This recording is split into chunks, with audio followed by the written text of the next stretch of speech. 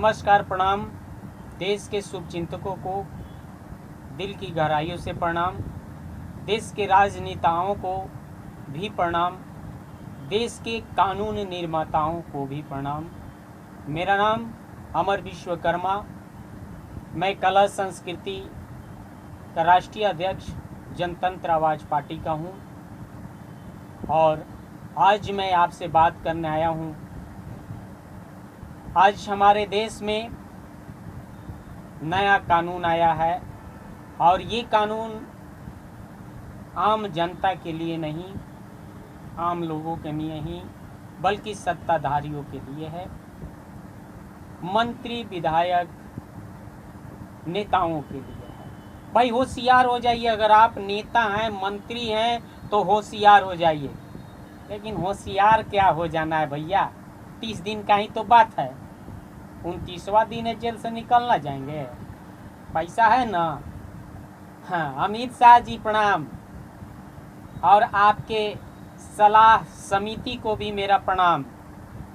भाई कानून तो आप अच्छा बनाते हैं आप लोग।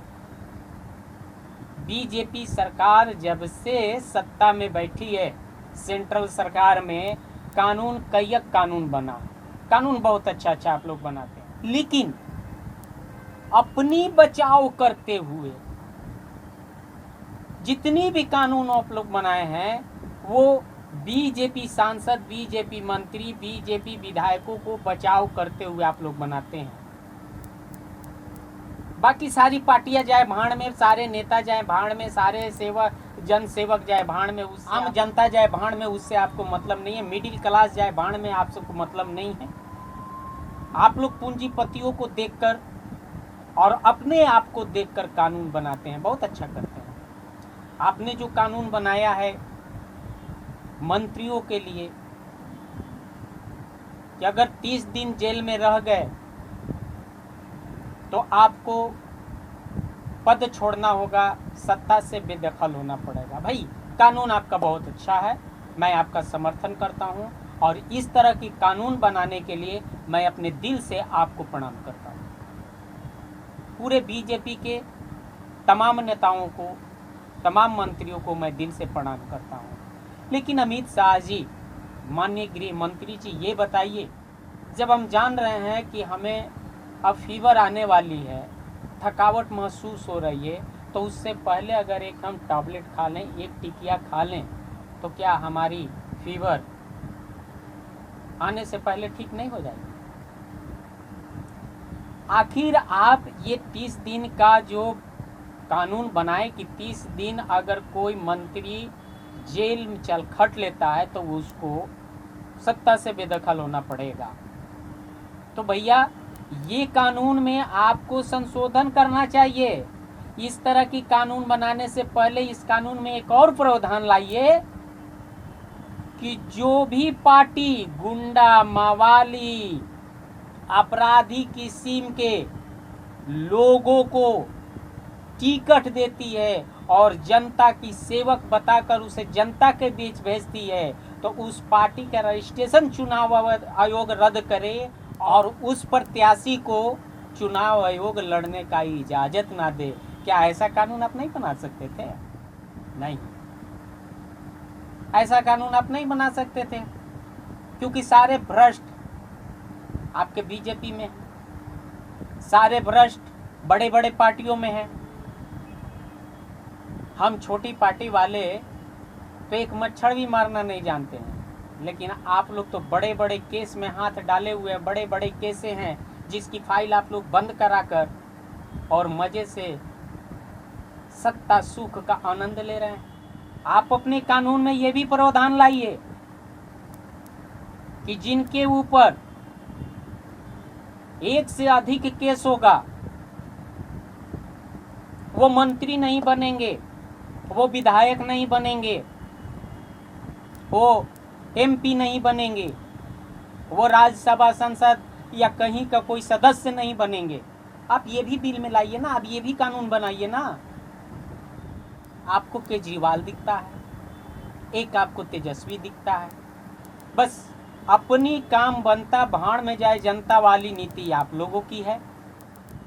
माननीय गृह मंत्री जी कानून बना रहे हैं तो कानून बनाइए ना, कौन आपको रोकता है? भारत है, यहाँ ये कानून से ही भारत। आप कानून बनाइए कि जो अच्छा जनसेवक होगा वही चुनाव लड़ेगा, जो पटभ्रष्ट होगा, मार पीट पुलिस थाना जो करता होगा उसको कोई पार्टी टिकट ना दे।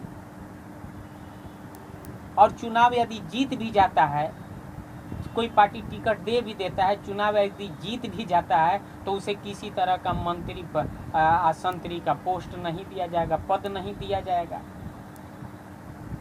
तथा सरकारी बहुत सारे सुविधाओं से उसे वंचित रखा जाएगा। आप ऐसा कानून बनाइए ना। फिर देखिए, जिस चीज को आप सुधारना चाहते हैं, जिस भारत को आप जहां ले जाना चाहते हैं, भारत ऑटोमेटिक चल जाएगी। फिर अच्छे अच्छे लोग चुनाव लड़ने लगेंगे, अच्छे अच्छे लोग पार्टियां में शामिल होने लगेंगे, पढ़े लिखे लोग सत्ता के कुर्सी पर बैठना शुरू कर देंगे। और जब पढ़े लिखे लोग, सज्जन लोग जब बैठना शुरू करेंगे तो सोचिए देश, आहा, भारत सोने की चिड़िया ही नहीं बल्कि साक्षात स्वर्ग बन जाएगा। लेकिन आप लोग ऐसा नहीं कर सकते, क्योंकि आप लोग खुद कई केस के फाइलों के बोझ तले आप लोग दबे हुए हैं। बनाइए कानून, इतनी कानून बनाइए, इतनी कानून बनाइए कि लोग सोचने पर मजबूर हो जाएं कि भारत कानूनों का देश है। लेकिन उस कानून में ऐसा कानून जरूर बनाइए कि जो अपराधी किस्म के लोग हैं, जो गुंडा मवाली हैं, वो चुनाव नहीं लड़ सकते। जिनके ऊपर एक से अधिक केस है वो चुनाव नहीं लड़ सकते। ऐसा कानून बनाइए।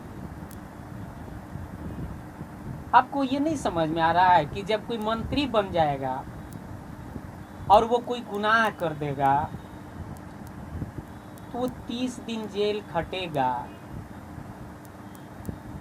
और बाद में आप उसको पद से हटा दीजिएगा। ये कानून है, ठीक है, आपने बना दिया,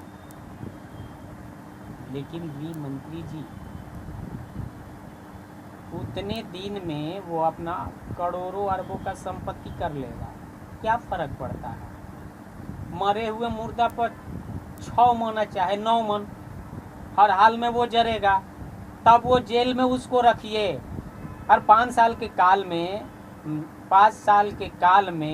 3 साल मान लीजिए कि हम मंत्री हैं और 3 साल हम सत्ता में रह चुके, तो 3 साल में हम तो अच्छा खासा रकम बना चुके। अब कोई गुनाह में किसी तरह से पक्ष विपक्ष हमको फंसा देता है और हम 30 दिन जेल चले जाते हैं, 30 दिन 35 दिन 40 दिन 2 महीना हम जेल खट लेते हैं, तो हम पद छोड़ देंगे आपके कानून के अनुसार। तो क्या फर्क पड़ जाएगा भैया? अमित शाह जी, माननीय गृह मंत्री जी, रस्सी जानते हैं? रस्सी गांव देहात में जिससे बोझा बांधा जाता है और शहर में उसी रस्सी पर कपड़ा पसारा जाता है, सुखाया जाता है कपड़ा। उसको जब जलाइएगा ना तो वो कहावत है, मुहावरा है कि रस्सी जर जाता है लेकिन ऐठन नहीं जाता है। इसलिए मैं आपसे निवेदन करता हूं, जनतंत्र आवाज पार्टी की ओर से आपसे निवेदन करता हूं कि आप कानून बनाएं। आपके कानून का हमारी पार्टी, हमारा लोग और स्वयं मैं दिल की गहराइयों से अभिनंदन करता हूं। लेकिन उस कानून में आप ये प्रावधान लाइए, उस कानून में संशोधन कीजिए कि जो अपराधी किस्म के लोग होंगे, जो गुंडा मवाली किस्म के लोग होंगे, जिन पर एक से अधिक केस होगा, वो व्यक्ति चुनाव नहीं लड़ सकते। इस तरह का केस लाइए और फिर देखिए भारत एक नई सोच, एक नई उमंग के साथ आगे बढ़ेगी। जय हिंद, जय भारत।